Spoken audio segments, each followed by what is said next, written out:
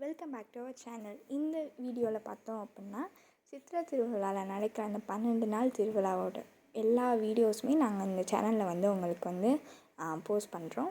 So எங்களோட சேனலை மறக்காமல் லைக் பண்ணுங்கள், ஷேர் பண்ணுங்கள், கமெண்ட் பண்ணுங்கள் அண்ட் சப்ஸ்கிரைப் பண்ணுங்கள். தேங்க்யூ ஃபார் வாட்சிங்.